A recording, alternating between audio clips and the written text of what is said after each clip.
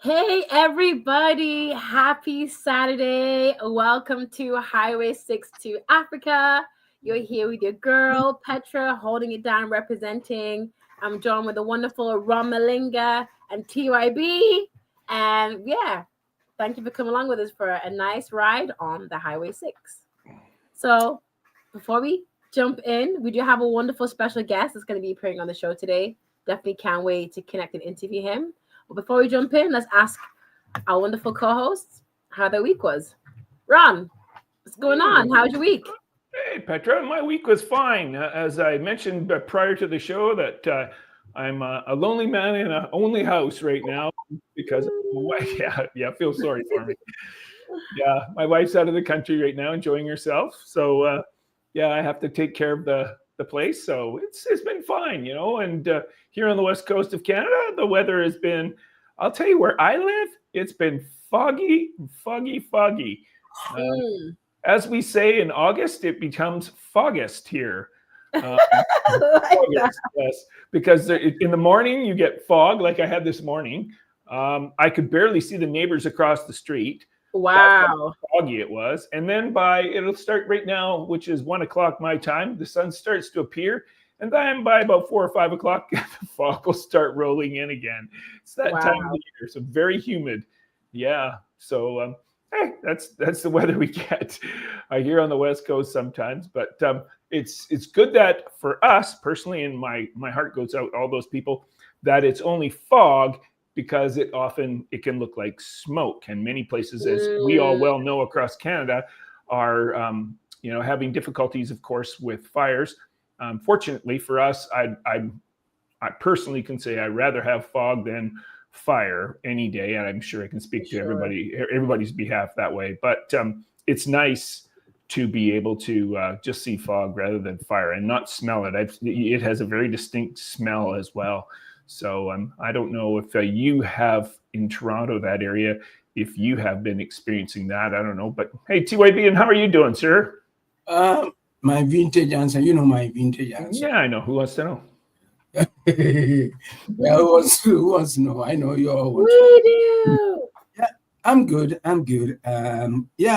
Everything is so great. The weather has been cooperating, but sometimes it's chilly, and it reminds us of the fact that we are heading into the abyss, aka winter. So you know what? Everything is good. Otherwise, to answer your question, in Ontario, no, we hardly find these kinds of fires. The only time that I was on a tour and I went to Yellowknife. Yeah, it used to be. Wow. Oh yeah, Yellowknife was one. Up in the north. That's right, up north. We up north there, and that was where I figured there was quite a lot of fires. But in Ontario, no, we I don't know. We may be doing something good here. I don't know. Yeah, because if you look at is it New Brunswick or Nova Scotia? Nova Scotia, yeah. Mm-hmm. There's a lot of fires, and I don't know what triggers that. Almost every year, I don't know. It's a cross between generally two things: lightning, and the other one is humans. Yeah. Usually those two are the major factors, but I'm not an expert in this. However, many, they say, is either we've had, fortunately not my area, but a lot of places on the West Coast get lightning strikes. The same thing with the prairies, they can get lightning strikes as well. And that's why those places, and same thing with human error, humans just throwing cigarettes out, for instance, as an example.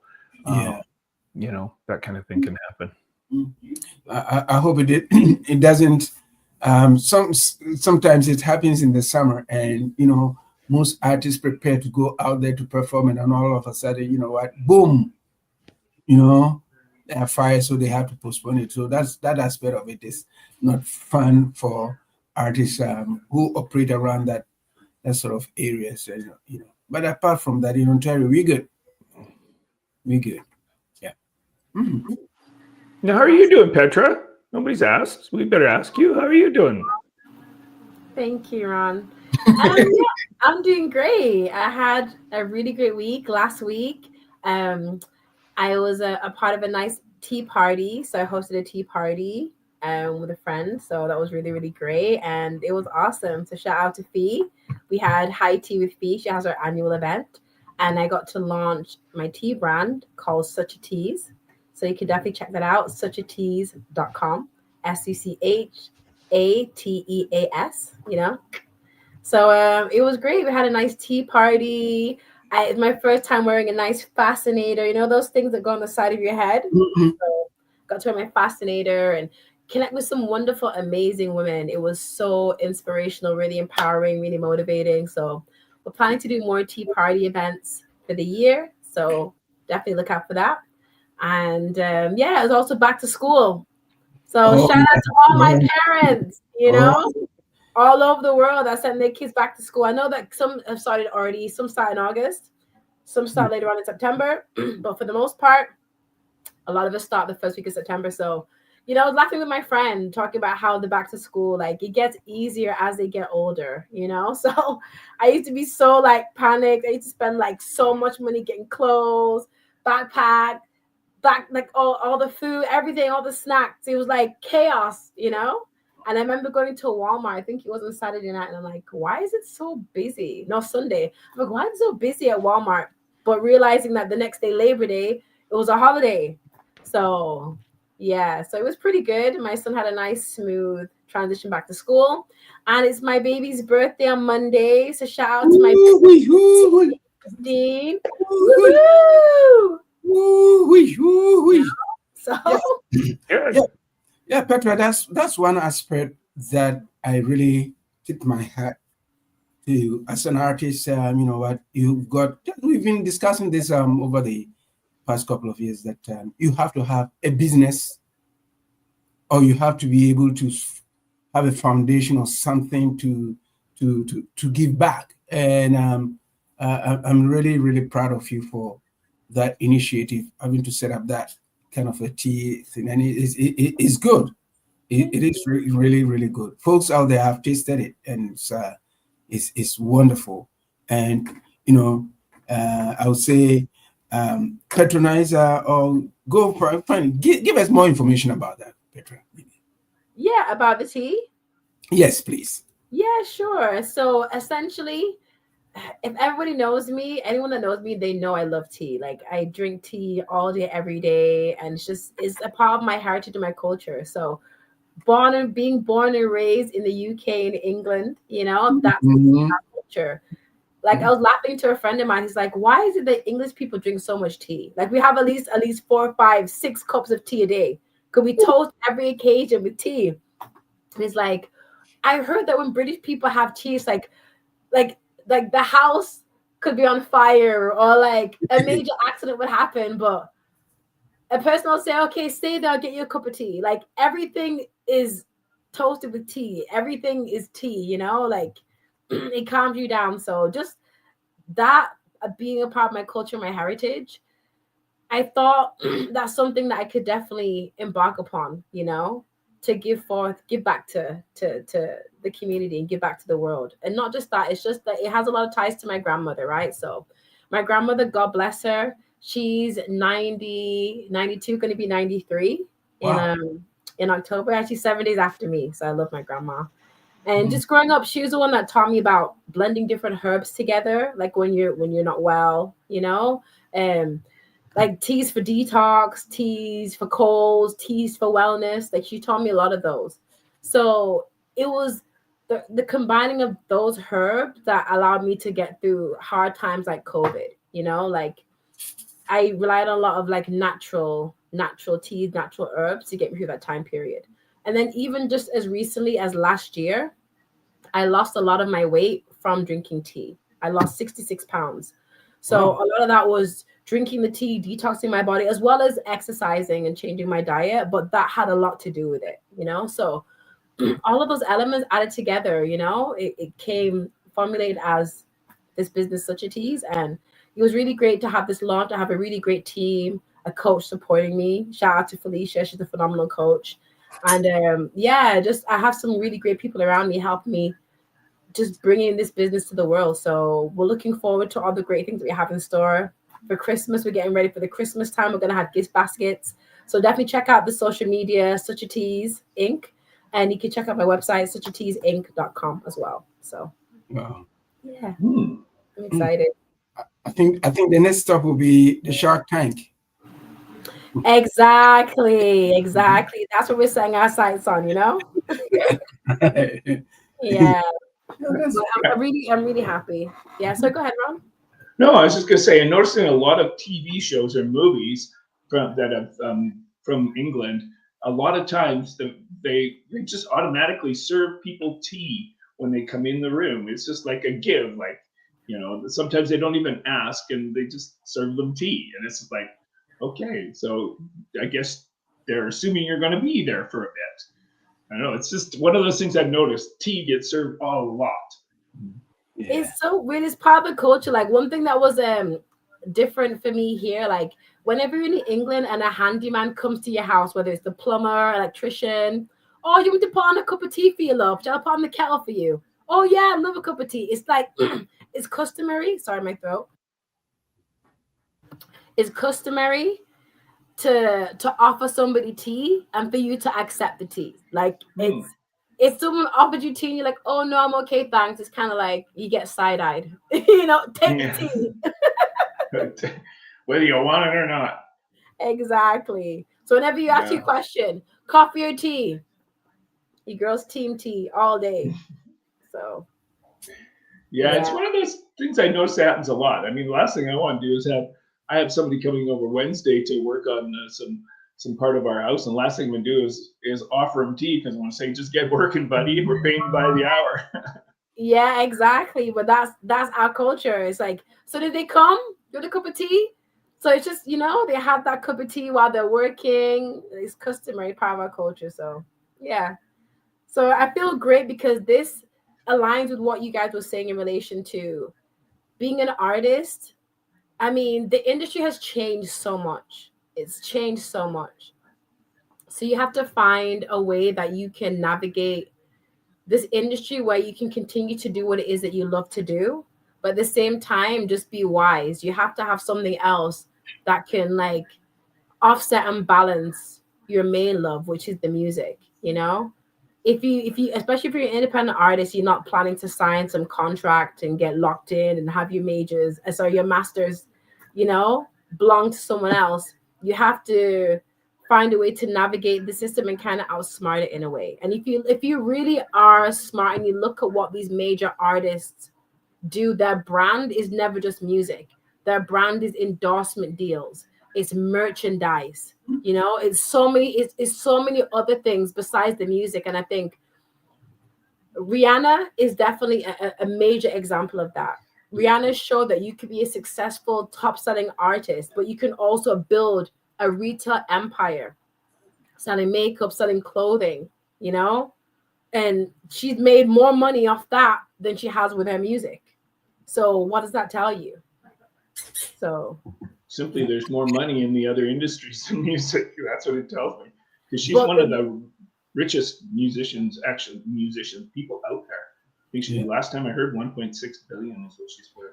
Yeah. That's what I'm saying. And she was smart because she used her fame as a way to market her brands, you know? Why so not? You have to kind of know how to do that, you know? So yeah, any thoughts on that? Yeah, she's been able to do that. And I think other artists out there in our industry should be able to emulate that example. There may be others, right, that we may not know. But at the end of the day, diversifying or thinking about the fact that if you are not able to sing anymore in the business, or if something should happen, you can fall on that initiative, that business that you've sort of set up. It could be a foundation, it could be anything, so that you'll be able to get yourself immersed or involved in things that we do. Because our music industry is very tricky. It's not something. It's not like it used to be. Maybe it's a little bit better because you're able to market yourself. You're able to do certain things that we've discussed before. But at the end of the day, you know what? It's a pleasure that we should be able to talk about it. Yeah, BePraize is ready to rock and roll. I think he's right here. Bring him on. Hello.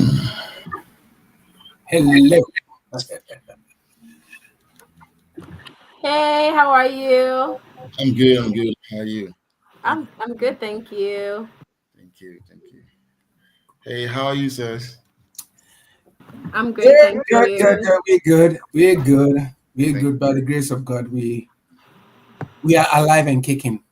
That's good to know. That's right. Thank you. Thank you. Okay. Awesome. So thank you for joining us. BePraize. It's great to have you here. And I love to start off with my first signature question, just so that the listeners all over the world can get to know a bit more about you. So can you just share with our audience who is BePraize? Well, BePraize is a Nigerian born, now living in Canada. A musician. I play saxophone. I sing as well. I'm just trying to build on that. And I'm a business person as well. A lover of music, lover of God. I do jazz, I live reggae, Afrobeat with the sax, and yeah, I have a few business here and there, and I live here in Toronto. Yes. Awesome. I love how you emphasize that Toronto, T-Dot. Yeah. Yeah, we interview so many artists from all over the world, but it really is nice when we get to interview our artists who are homegrown, or are in our area. I don't like to use the word local. I think local is too small because you're more than local. You're international. Of course, Well, you're in our vicinity. Exactly. We're all more than local. Yes, For somebody, for someone like me, I came from Nigeria to this place, so that's an international already. So Exactly. myself local here. But what's so funny, just as a side note, that's the politics sometimes that artists face in the city, is that the minute that you're performing, in the GTA or locally, quote unquote, they want to classify you as a local artist, So that is and even me being an artist originally from England, coming here to Toronto, they still want to classify you as a local artist, but I'm like, we don't even talk the same. Which doesn't really make sense that way. It doesn't make sense. And then sometimes they will bring somebody from the UK to this place and pay them better and pay you less because they believe you're here, you're local, things like that. See, but we get through that. Exactly. See, we gotta speak about it, so these things can change. Of course, I think we should be there should be a standard in the way they treat artists around the world, not just. I mean, as long as they're doing well for themselves and you see value in them to bring them on board, then you don't have to say, oh, they're local. If they're not up to your standard, then don't bring them. But once you bring them on board, then treat them well, like you've been treating others. Very important. Yeah, exactly. See, I love how this conversation is starting, my friend. Love it. Awesome. So I definitely want to get into not a bit, but I definitely want to dive into your career, into your music. So how did it all begin? Can you take us to the beginning? Well, very, very long time ago. That was in church. I started playing music when I was like, in my family, my dad always wanted us to be in church, do something. You must be in front. Like, you want to see his children do something in front. You can't just sit in the back or whatever. So from 5, 6, I was already part of the choir. So I was singing with the choir.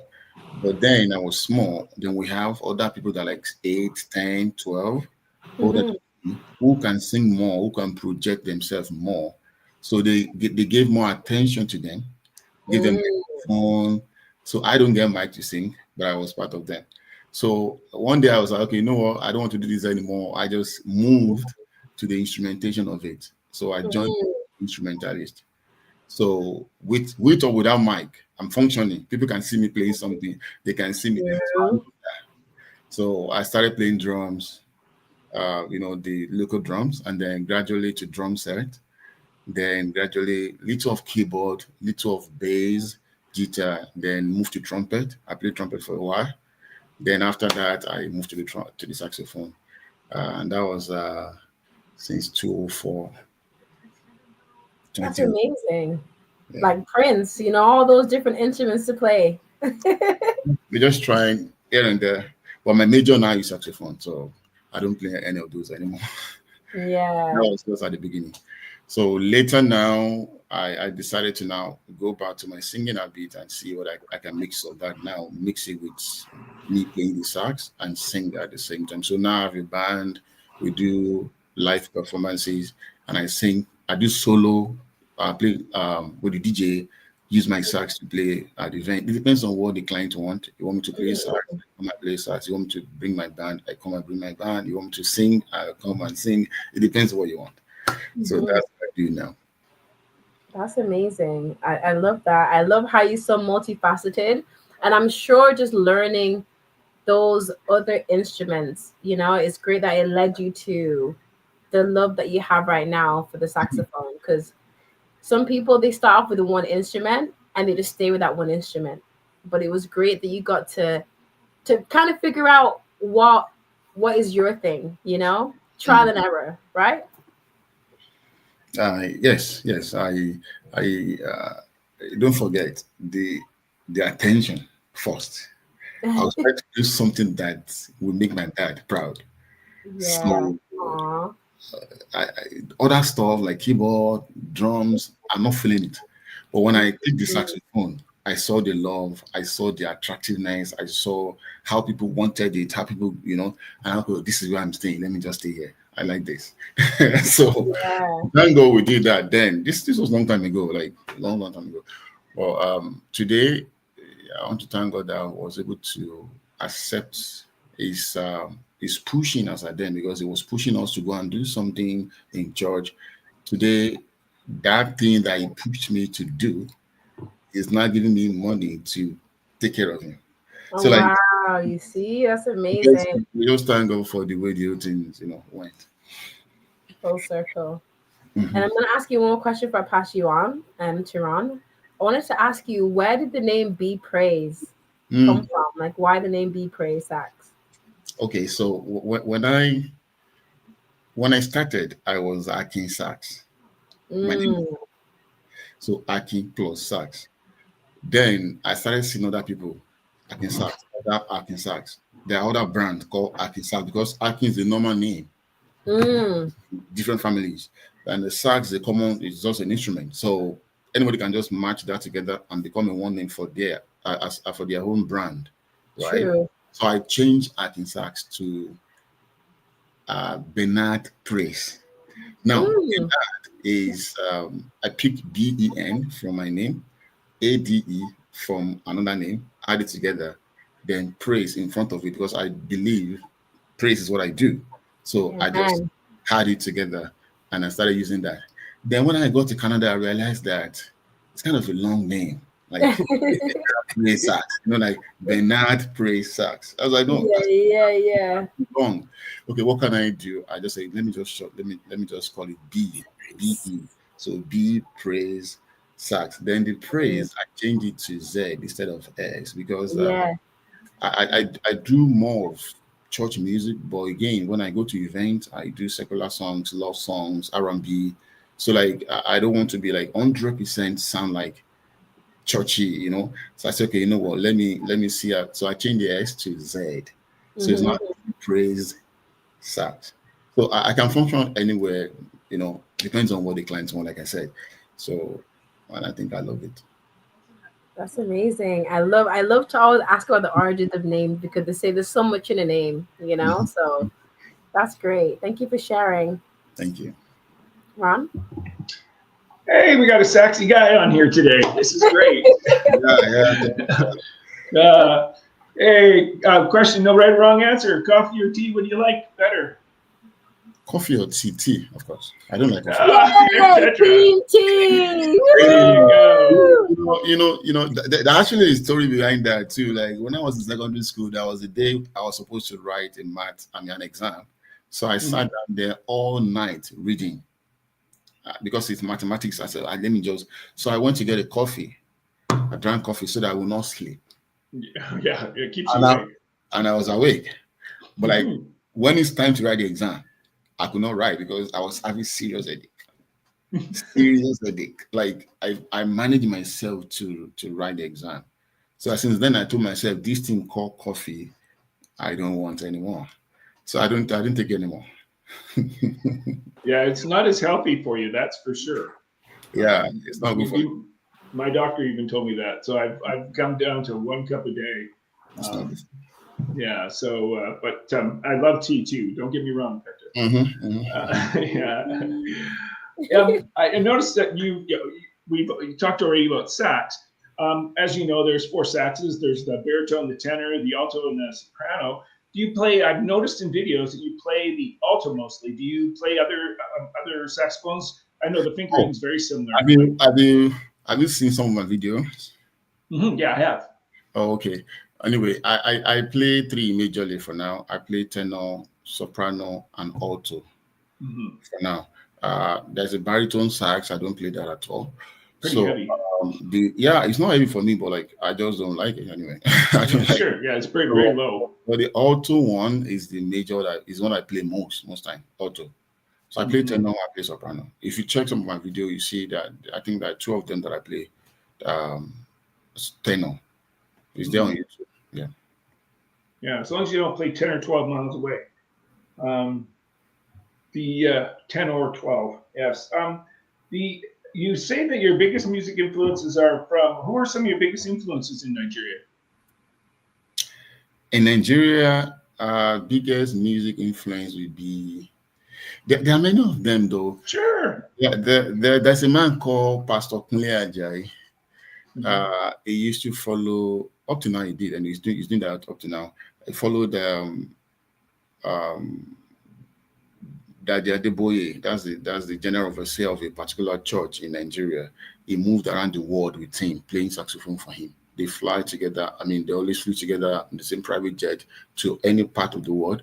So when he's about to minister, this Mr. Kunle Ajayi, Pastor Kunle Ajayi, go first, play the sax first to introduce the man of God. So I watched him doing that when I was young. I was very young. I listened to his album, tried to, and he played very simple songs. It doesn't make things complicated. It's not just about doing well. To me, it's not just about the skill that you have, but how you can manage the little you have. You don't have to make it complicated and all of that in playing sax anyway. So his music is always very simple, easily you can get along, you can understand. So I started playing recorder, the small flute, like those small plastic something with it. Of course. That was what I was beginning to learn how to play. So it really influenced my decision in playing saxophone very well. And the day I bought my saxophone for the first time, I started playing the same week. In church, I started playing. People were just like, really, when did you start learning this? They didn't know that I've been listening to somebody in my room for years. So I listened to him, replay recorder with him and all of that. So it actually influenced my playing even up to now. At some point, people were saying, oh, you play like Pastor Kunle Ajayi, you play like Pastor. I said, no, I mean, I'm just playing. I don't know whether I'm sounding like him. So that's just one person. That's a big one, obviously. There are other 2 guys that I would say I followed in their lead, because like when I got here in Canada, in my community, there's nobody playing. There are people playing saxophone, but they don't come out. They play only in church. They stay in church. So when I got here, I said, you know what? I need to make money with these. I don't have money from home to pay my school fees. I came as a student. I had to just enter the street and play restaurant, club, church, everywhere I play. Parties all around just to raise fund. So when I saw that I have the opportunity to expand myself, there's nobody playing saxophone outside church to use the sax to play praises in the party. There's nobody using saxophone to play R&B music, hip hop music, secular music at the party. Nobody's doing that. And we do party a lot in my community. Every weekend, people go to shows, weddings. A lot of those was going on up to now. So I said, okay, let me be the first to start that. Then I combined the idea from the one that I know back home, who is into just church music, playing saxophone. and the one that I know back home who is also into just secular music, playing saxophone. So I brought two of those ideas together, and then I became the one that can be called to do any of those in our community. And so as I now, I mean, I get a gig on a regular, I mean, sometimes 2, 3, 4, up to like 5 on a Saturday sometimes. So like these are people that influenced my decision making in playing sax. So I'm not restricted to just secular music or just church music. I can do both. It depends on where I find myself. Do you find that you're influenced much by, say, North American sax players, the likes of, say, Kenny G or John Coltrane or any of those? Obviously, I mean, the question you started with people from back home. That's why I mentioned people. Yeah, of course, that's what I asked. Yeah, but I'm thinking about since you've been in North America. Of course, everybody love Kenny G. I mean, yeah, of course, a lot. So he's also part of for the R&B part, for the all those love music. I picked a lot of things from him. Mm-hmm. Plays soprano mostly, yeah. Mm-hmm. Yeah, there's big likes of. I'm asking about John Coltrane always because John Coltrane was a huge jazz influencer, and I was just wondering if you're influenced by jazz much as well. Yeah. So, TYB, go for it, sir. Yes, BePraize. Welcome to Highway 6 to Africa. Thank you, sir. So glad to be chatting with you. You're the first, I won't say gospel artist to appear on this program, but you are, I mean, you're amazing from what we're hearing. I'll take it that you are self-taught. Yes, for years. Okay, all right. So what are the key qualities or skills needed to excel in this area of instrumentation? You play this. What are the key? For me, firstly, you have to know what you want, and you have to be determined. You have to focus. I mean, you have to like create time for your practice. You don't get to that top just in a second. There are processes. You need to follow the steps to get. So if I want to advise or to say this is the key thing to do, you just have to know what you want.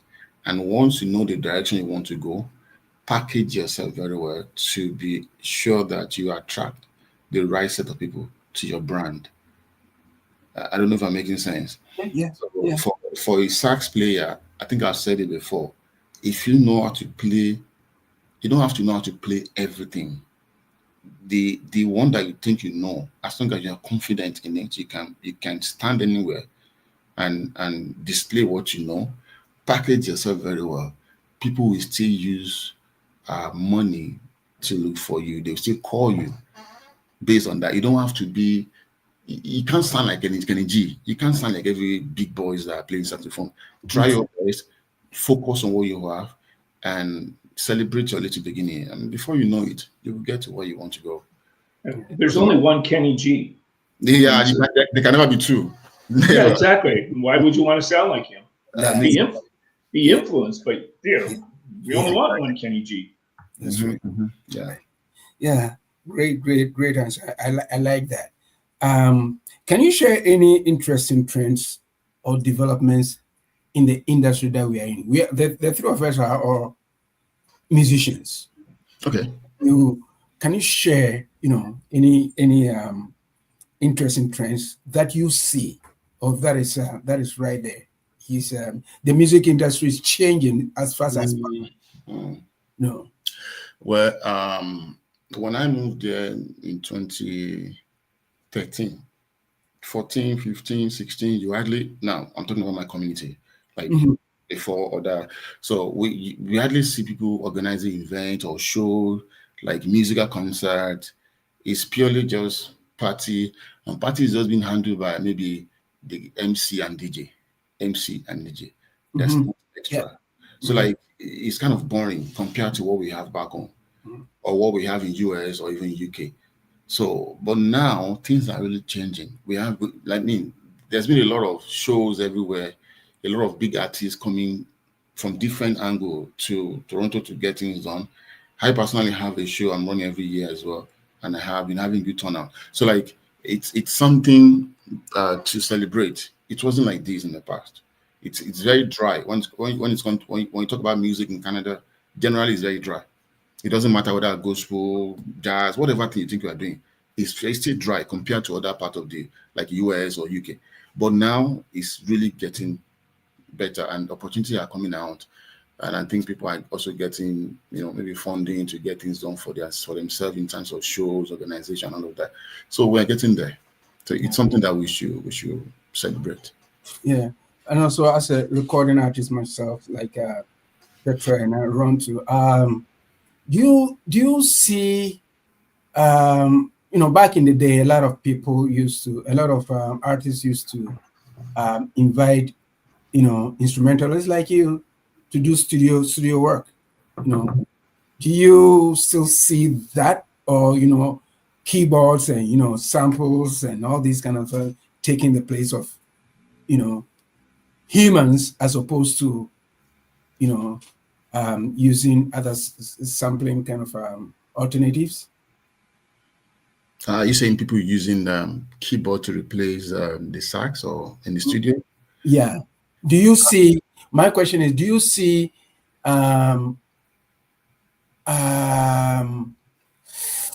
humans doing it the same way as we used to do, or people cutting corners and say, okay, yeah, if I'm going to use a saxophonist, I might as well just use this, just use that, and let's go to cut corners. Back in the day, if you're using horns, go back. I have recorded with about 6 horns before, right? Because I love live recordings, and I don't go for computerization, right? I like everything live. So do you see any changes within that? Well, I think nothing can be compared to live recording. Even if you choose to use, now you can have just one keyboard and a software, and you get everything played in the studio. Anything you want, whatever. In fact, at some point, in my country, there's something we call talking drum. It's a drum that they play like this. Yeah. There are keyboards you can use to play talking drum, even though it's traditional drum. They've established, Yamaha has done, not even now, for years now, they've done keyboard that can even play talking drum on the keyboard. So once you have a keyboard, you can play whatever you want into your album or in the studio. But one thing that I know for sure is that it will never sound like the original. That's right. So yeah. I don't like it when people do that. For me, I believe in whatever is worth doing is worth doing well. The standard. If you know that you want to use horns, then do it live. It sounds better than the keyboard. People can tell when they listen to you, they know that this is not real. This is just keyboard, whatever. They can tell. So there's no point in cutting corners. Even for my live concert, my live show that I do every year, I always have 4 guys playing with me, not just me, that play sax, that play horns with me. So like it's always, and it's something that they've not, and thank God, for me, like I said, standard is always, I don't have to be the best, but whatever things that I know that I'm doing, I have to put in my best into it. I don't have to be the best, but like once I'm coming out to do something, let me just put the best I can to it, so that nobody can say, oh, what is that? So if I'm doing live or even studio work, it has to be live, real, to get the quality that I wanted.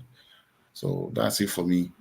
And I think cutting. I don't think I want to do that. I don't want to cut. Yes. No. Yeah. Okay. Thank you, PETRAA. Awesome.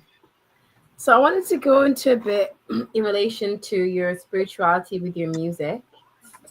I wanted to ask you, how do you connect your music with your spirituality?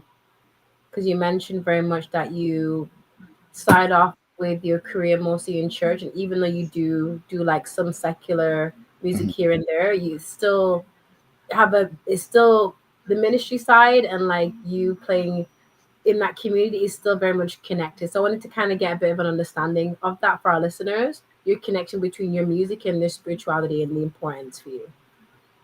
Where the foundation is firstly to believe in God, Mm-hmm. know how He talks to you, know Mm. how to listen to Him.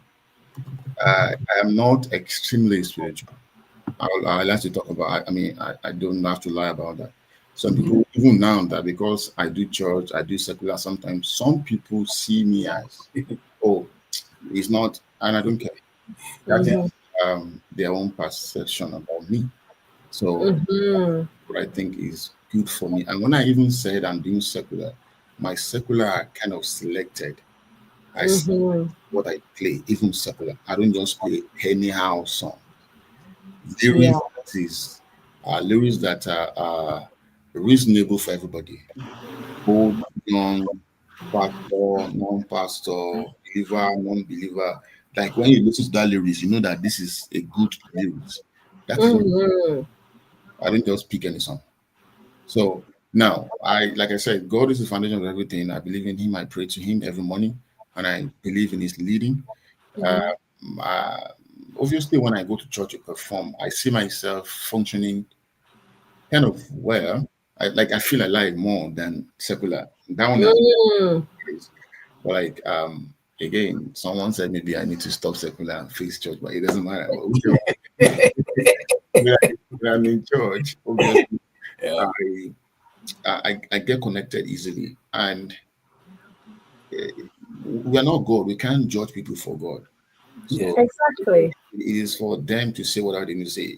Anybody can go on stage, even in church, and God can still use you. Whether you prepare for it, you didn't prepare for it, He can speak through you. He can talk. Exactly. Whatever you're doing can still meet some people's need, even though you are not even deep in your Christian life. You know, I mean, it is complicated. You can't just judge people on whatever it is. So for me, I love both sides. Like I said, I'm selective when it comes to music I play, and I know I pray to God before going on stage. So that's it. No, for sure. You made a really good point, you know, and I mean, like being in that church setting, because I go to church too, right? I mean, essentially, you know, we want to walk with the faith and we want to stay under that umbrella, but at the same time, it's kind of like you going into spaces, into secular spaces in a sense. Mhm. You could be their first encounter with the Holy Spirit, you know?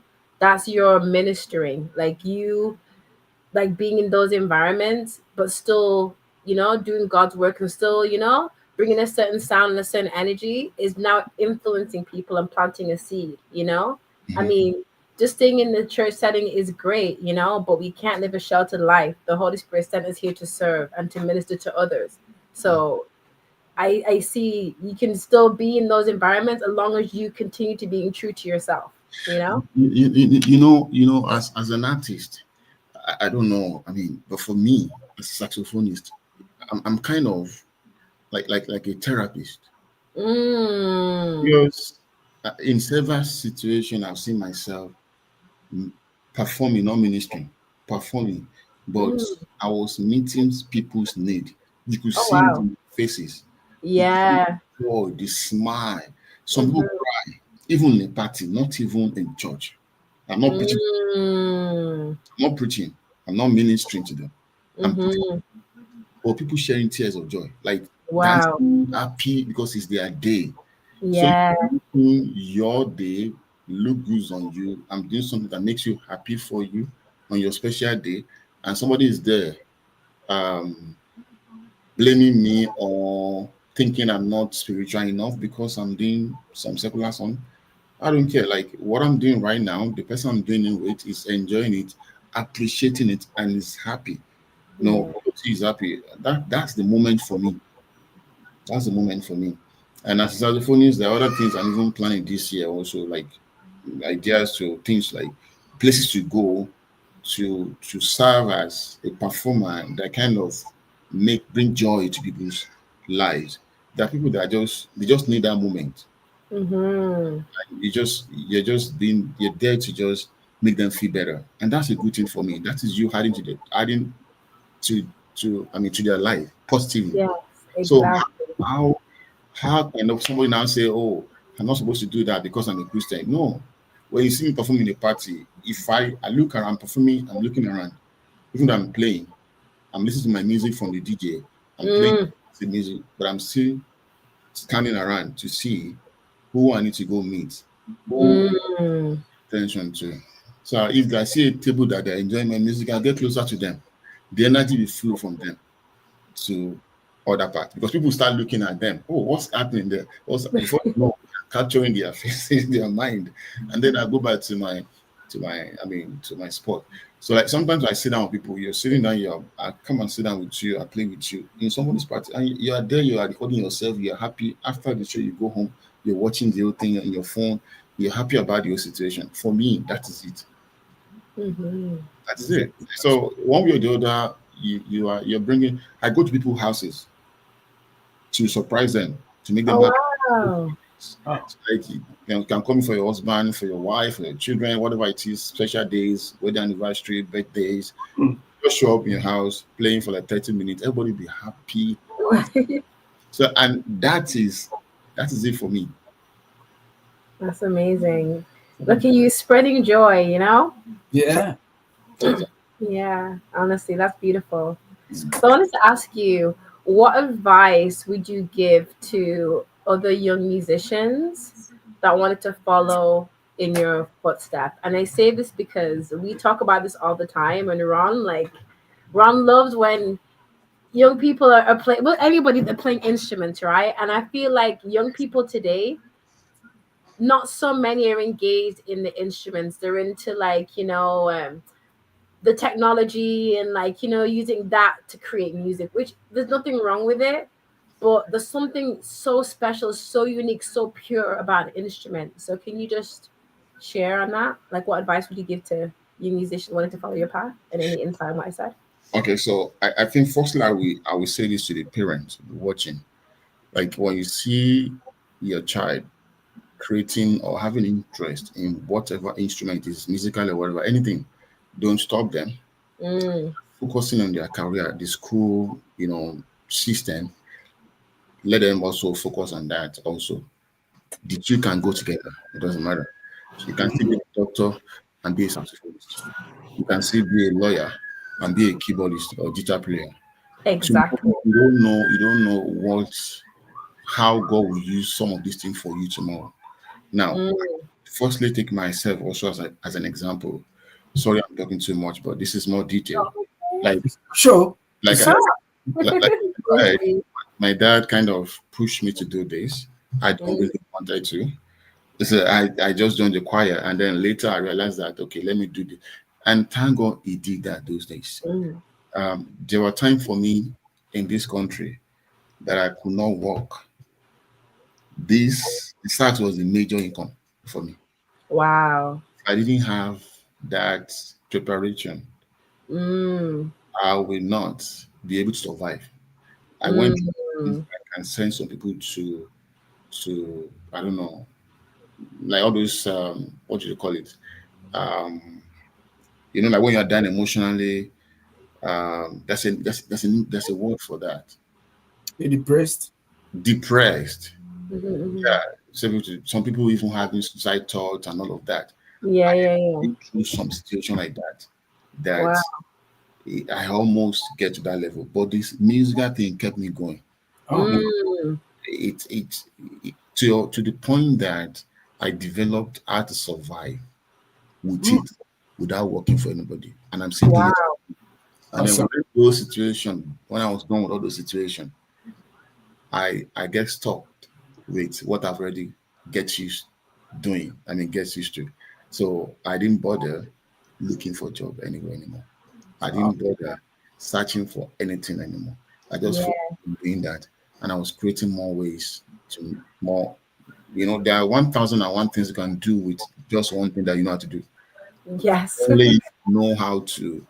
So during COVID, there are things I started doing during COVID. There are things I started doing when I started playing sax in Canada. There are things I'm still planning to do now. There are things I started 2 years ago. So and there are things that will start a couple of years to come. All of these things in playing saxophone, and all of them can still bring money to survive and do well for yourself. I'm not saying somebody should not work, but I'm just saying that if you have talent, build on it as well. You don't know when that you can be anything, you can be business person, you can do anything you want to do.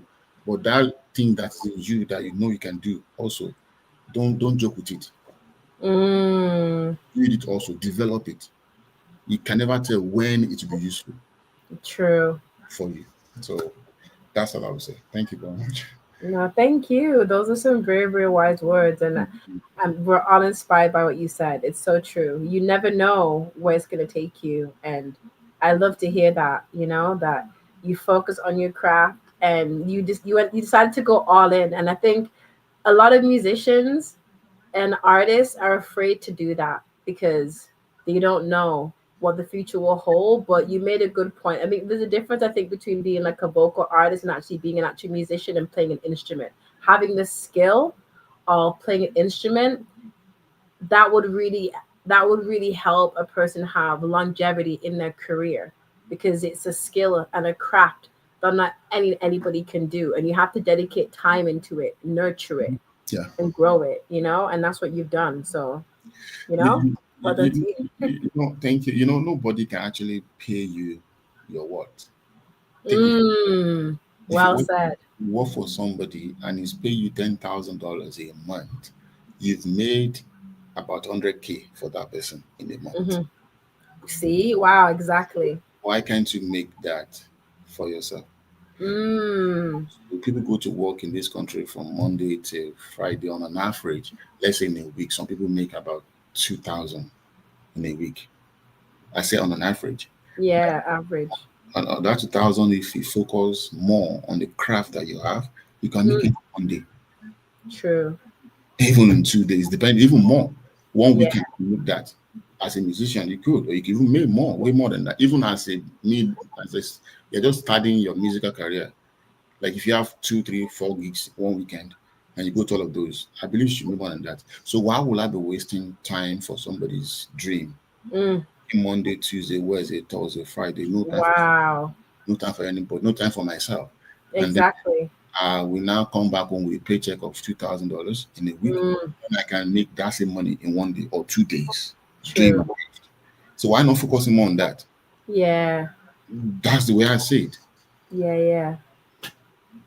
Yeah, for sure. Thank you very much for listening. Yeah, thank you. Thank you for enlightening us. Yeah, Yeah, Ron? thank you.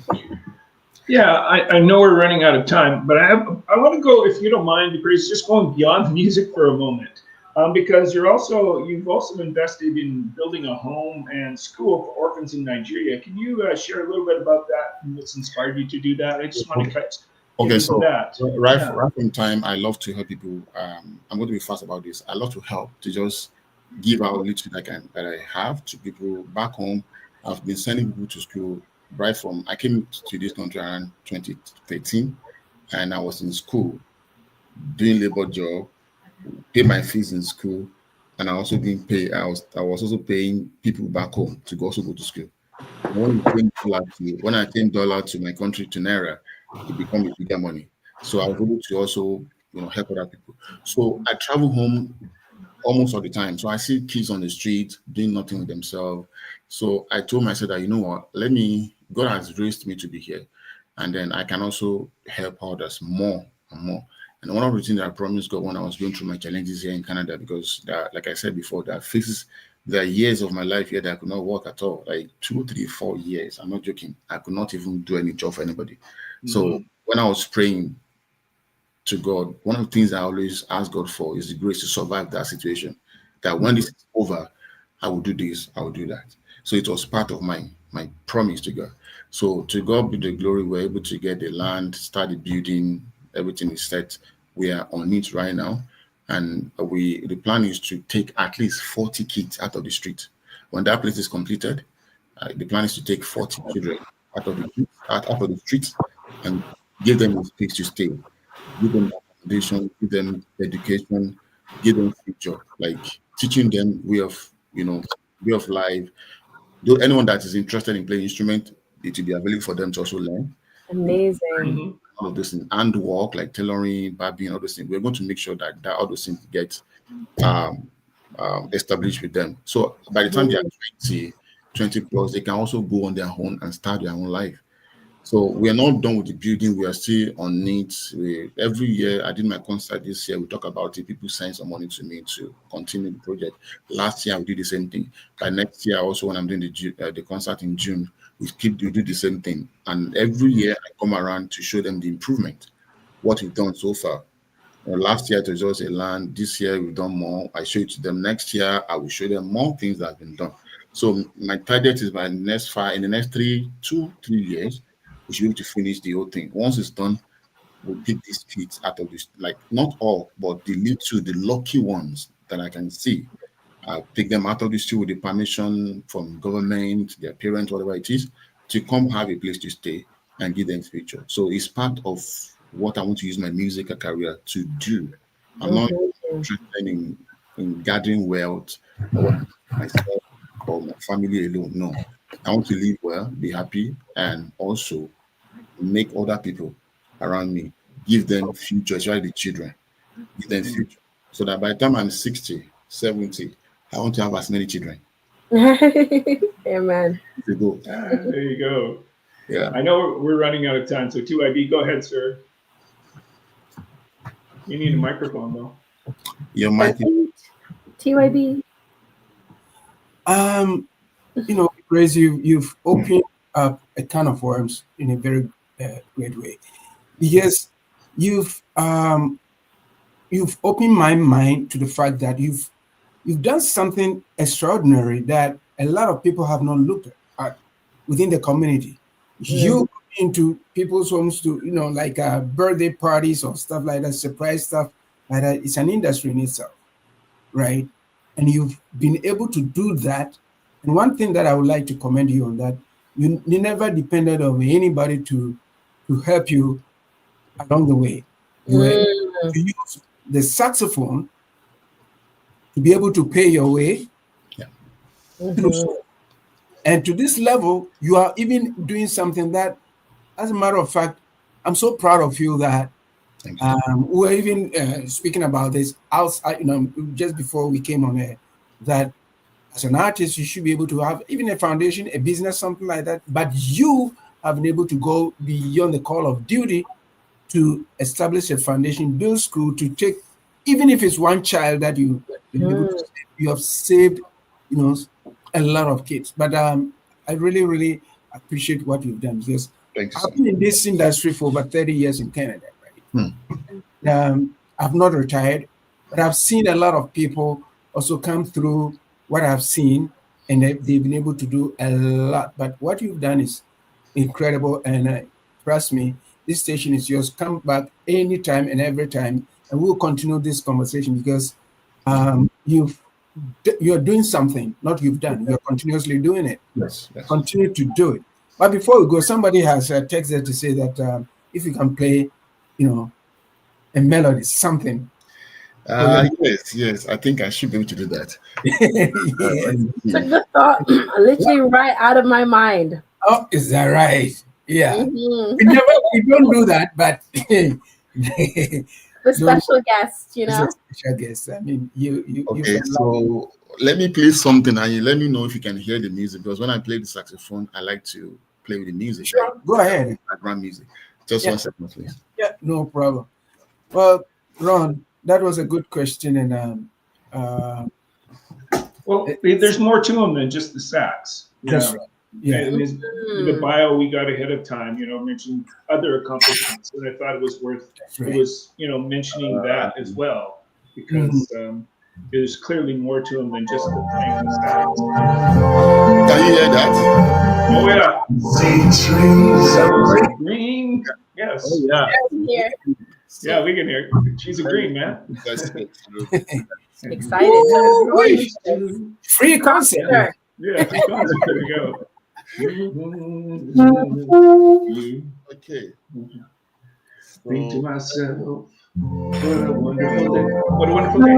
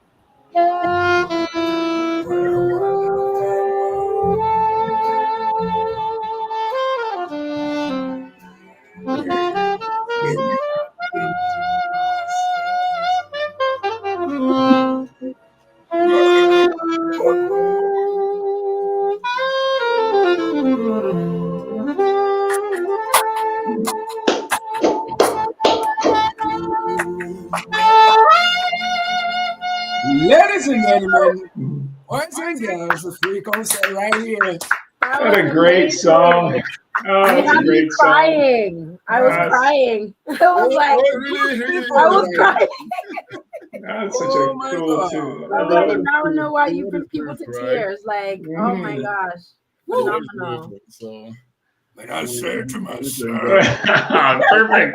I heard that. And I was just like going, oh, great growl to your voice. So good. You and BePraize have to do a collab. No, TYB, love it. Love that tone in your voice. BePraize, amazing. wow, amazing. BePraize, yeah.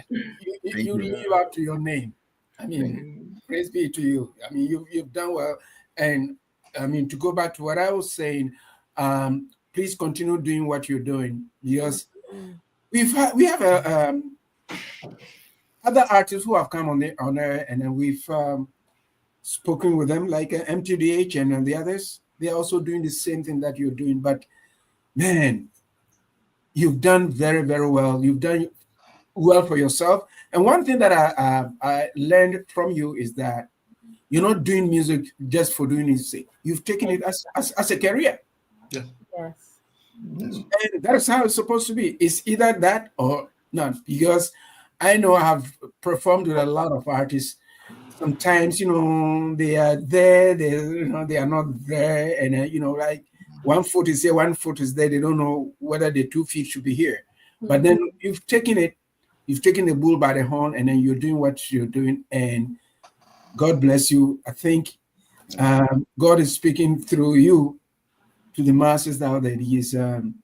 You're doing an incredible work.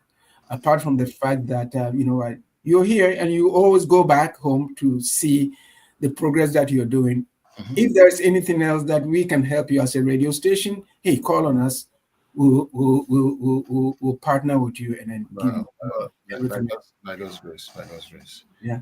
When we are done, I would like to be here again to say, okay, I said this those times, and now it is done, and I need to show you to let you see how it looks like, and what by God's grace it will be done, and the purpose of it will be achieved, and I'll be happy, the children will be happy, and God will be praised at the same time. Thank you for having me. Thank you for having me. We agree. It's done. Thank you. Awesome. Well, I just want to say BePraize, honestly, it's just been a phenomenal show. It's been a pleasure to have you on Highway 6 to Africa. It was a beautiful ride.